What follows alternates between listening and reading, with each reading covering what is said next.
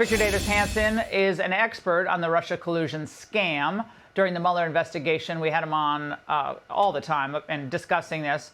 We knew this was filled with corrupt intentions, and these findings were probably skewed. Victor, this really isn't surprising to us, but tell me your reaction to what we've now learned, given what Tulsi Gabbard has declassified and these two different criminal referrals, one from the CIA director and one from the director of the DNI.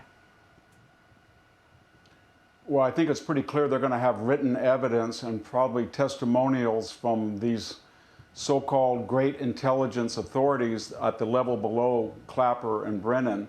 And that's going to be damning. And the only mystery, Laura, is whether Barack Obama will say that Clapper and Brennan overread the assessment and misled him, or whether Clapper and Brennan say that Obama misled them. But otherwise, everything is pretty clear. The other problem is none of these people have any credibility. James Comey pled ignorance, amnesia 245 times under oath to this House Intelligence Committee.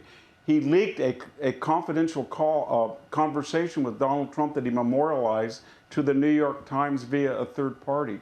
Clapper, remember, he lied under oath to Congress, and he said that the NSA did not spy on people. Then when he was caught, he said it was the least untruthful answer he could give.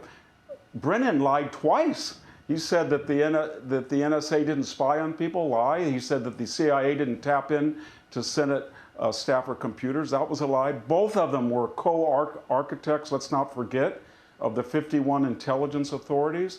So you could really say, as a historian, a historical period, they affected the outcome, one way or the other, of the 2016 election and maybe the 2020, because they leaked that false narrative of Donald Trump colluding with the Russians to manufacture Hunter's laptop right before the second debate and to arm Joe Biden to go in there and lie to the American people that his son's laptop was a product of Russian and Trump collusion. So they've got a long record of no credibility, and I don't think they're going to be convincing in any excuse or apology they give. And think about of course, that's all correct. And Victor, when you think about the time, the man hours, the tens of millions of dollars, probably over $100 million when you add it all up, of the Mueller investigation, that entire thing was built on a lie. Running all the way up to the election of 2020, all the way up to the debates, as you said. But that entire thing was a fraud. And Obama knew those reports, what they were, right? He knew. And all these individuals knew the truth, but they wanted Trump's presidency to fail. They wanted it to be considered illegitimate, as they said that he was against democracy. That's the rub here. Yeah, they wanted Donald Trump's administration to fail, and they wanted to destroy him career-wise, presidential-wise, psychologically. They wanted to destroy him. And so they went through the collusion false narrative in 2015 and 16. That failed. They took a little breath. Then they ate up 22 months and $40 million of his administration to destroy it. Then they took a little breath and they went into the first impeachment phony Zelensky phone call and Vindman and the quote-unquote whistleblower. And so this was a three-year project to overturn the will of the American people and to destroy administration. Makes Watergate, as people have remarked on, Laura, look like small potatoes. It really did. It's such a magnitude, we can't even grasp it. No, it has so many aspects to it. And I want to just address that for a moment, because people say, oh, you're backward looking. We have all these problems right now. This is a problem. If our intelligence agencies are filled with individuals who would do this, knowingly do this, and support this fake new assessment that came out. My God, I mean, it's a miracle that Trump was able to win in 2024. It is an absolute miracle from God that Trump could win. I mean, it was obviously he was fighting his way through, but still.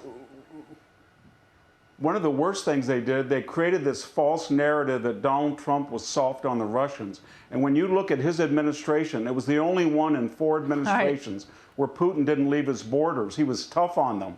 He sent Zelensky javelins. He got out of an asymmetrical missile deal. He lectured the Germans, don't do the Nord Stream pipeline. He was far stronger than Biden or Obama. And yet Obama was the one with the hot mic in Seoul and had this quid pro quo about missile defense in exchange for giving him space, he said. Yeah, so well, it had all the dimensions, so many dimensions of fraud. Right. We could do 5 hours straight just on the dimensions involved. And I'm so glad you mentioned Ukraine. We might not have the Ukraine war, right? If Trump was able to work something out with Putin, right, without the Russia collusion investigation hanging over his administration, who knows what? I mean, we don't know, but could have been, right? No. So this has to be, we have to have accountability here. I am so torqued up about this, Victor. This and the border are the two issues. Victor, you've been great on all this. Thank you very much for your analysis. Hey, Sean Hannity here. Hey, click here to subscribe to Fox News YouTube page and catch our hottest interviews and most compelling analysis. You will not get it anywhere else.